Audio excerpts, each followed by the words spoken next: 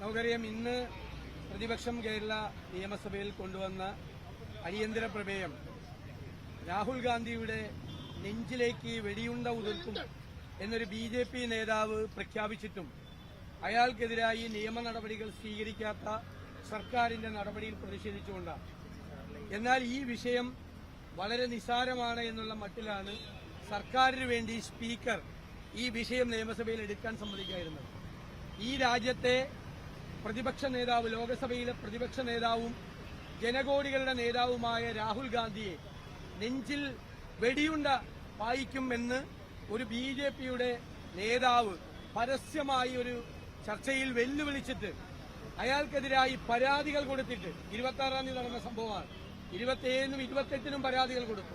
ഞങ്ങൾ ഇന്നലെ സഭയിൽ ഇത് മെൻഷൻ ചെയ്തു. എന്നിട്ട് ഇന്നലെ വൈകുന്നേരം മാത്രമാണ് പേരിനൊരു FIR എടുത്തത്. അയാളെ അറസ്റ്റ് ചെയ്യാൻ വേണ്ടിയിട്ടുള്ള നടപടികൾ പോലും ഗവൺമെന്റ് സ്വീകരിച്ചിട്ടില്ല. അയാൾ തെറ്റുതിരുത്താതെ ആവർത്തിച്ച് വീണ്ടും അയാൾ ചാനൽ ചർച്ചയിൽ രാഹുൽ ഗാന്ധിയുടെ നെഞ്ചിലേക്ക് വെടിയുണ്ട വായിക്കുമെന്ന് പറഞ്ഞിരിക്കുന്നു. ഈ പിണറായി വിജയൻ കേരളത്തിലെ മുഖ്യമന്ത്രിക്കെതിരായി ഒരു വിമർശനം ആരെങ്കിലും ഏതെങ്കിലും സോഷ്യൽ മീഡിയ ഹാൻഡിൽ ഉന്നയിച്ചാൽ അവനെ അറസ്റ്റ് ചെയ്യുകയും അവന്റെ വീടും ഓഫീസും റെയ്ഡ് ചെയ്യുകയും ചെയ്യുന്ന ഈ ഗവൺമെന്റ് രാജ്യത്തെ ഏറ്റവും സമുന്നതനായ നേതാവിന്റെ നെഞ്ചിൽ വെടിയുണ്ട വായിക്കുമെന്ന് പറഞ്ഞ BJP നേതാവിനെ സംരക്ഷിക്കുക. ഇത് BJPയെ ഭയന്നിട്ടാണ് അയാളെ അറസ്റ്റ് ചെയ്യാതിരിക്കുന്നത്, അയാളെ ജയിലിലാക്കാതിരിക്കുന്നത്. അത് ആ നിയമപരമായ നടപടികൾ സ്വീകരിക്കാത്തത് കേരളത്തിലെ BJPയുടെയും CPMന്റെയും അവിശുദ്ധമായ ബാന്ധവത്തിന്റെ ഏറ്റവും അവസാന തെളിവാണ്. ഞങ്ങൾ പ്രക്ഷോഭണം സംസ്ഥാന തലത്തിൽ കോൺഗ്രസ് ഇന്നലെ പ്രക്ഷോഭണം നടത്തി, വ്യാപകമായ സമരങ്ങൾ നടത്തിയാണ്. ഇന്നത് UDF കൂടി ഏറ്റെടുക്കുകയാണ്. ഇന്ന് സംസ്ഥാനത്തുടനീളം UDF പ്രവർത്തകർ വ്യാപകമായി ഈ ഗവൺമെന്റിന്റെ ഈ തെറ്റായ നയത്തിനെതിരെയും ഇത് പ്രഖ്യാപിച്ച BJP നേതാവിനെ സംരക്ഷിക്കുന്ന സംസ്ഥാനത്തെയും ദേശീയ തലത്തിലെയും BJP നേതാക്കൾക്കെതിരായും അതിശക്തമായ പ്രചരണവും സമരവുമായി കേരളത്തിലെ UDF പ്രസ്ഥാനം മുന്നോട്ടു പോകും. ഗവൺമെന്റ് ഞങ്ങളെയെല്ലാം വിസ്മയിപ്പിച്ചുകൊണ്ടാണ് ഗവൺമെന്റ് ഇത്രയും ഗൌരവതരമായ ഒരു വിഷയം ഉണ്ടായിട്ട് അതിന്മേൽ ഒരു നടപടിയും സ്വീകരിക്കാതെ ചെറുവിരൽ അനക്കാതെ ഇരിക്കുന്നത്. ആ BJPയുമായിട്ടുള്ള ബന്ധമാണ്. അത് കേരളത്തിലെ ജനങ്ങളുടെ മുന്നിൽ ഞങ്ങൾ അതിശക്തമായി തുറന്നു കാട്ടുക തന്നെ ചെയ്യും. രാഹുൽ ഗാന്ധിയുടെ നേരെ നടക്കുന്ന ഈ ആക്രമണത്തെ ഞങ്ങൾ ജീവൻ കൊടുത്തും പ്രതിരോധിക്കുക തന്നെ ചെയ്യും.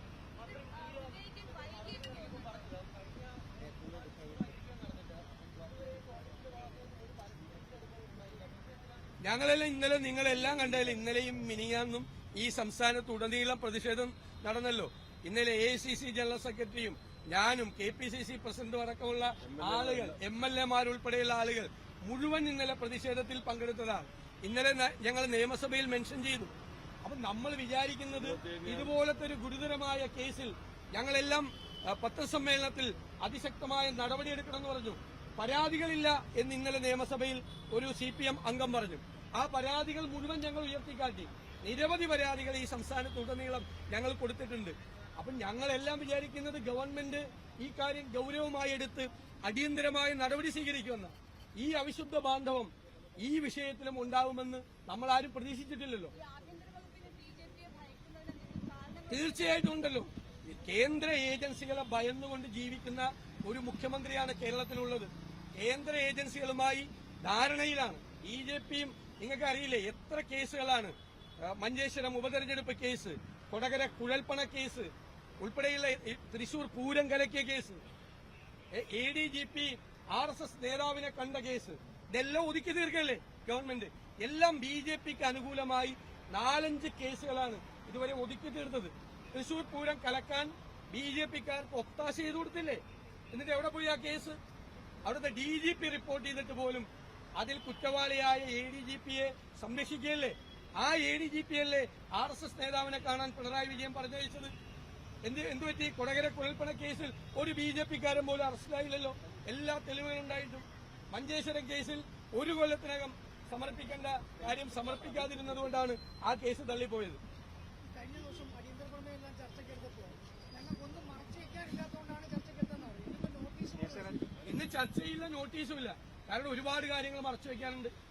ഈ BJP ഈ ചർച്ച നടത്തിയാൽ BJPയും കേരളത്തിലെ CPMും തമ്മിലുള്ള ഈ അൺഹോളി നെക്സസ്, അവിശുദ്ധമായ ഈ ബാന്ധവം കൂടുതൽ പുറത്തുവരും എന്നറിയാവുന്നത് കൊണ്ടാണ് അത് ചർച്ച ചെയ്യാൻ സമ്മതിക്കായിരുന്നത്.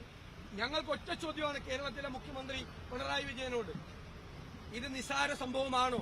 രാഹുൽ ഗാന്ധിയുടെ നെഞ്ചിൽ നിറയൊഴിക്കും എന്നൊരു BJP നേതാവ് അദ്ദേഹത്തെ ഇല്ലാതാക്കും എന്ന് പറഞ്ഞതൊരു നിസ്സാര സംഭവമാണോ? അതിന് മറുപടി പറയണം. പിണറായി വിജയൻ മറുപടി പറയണം.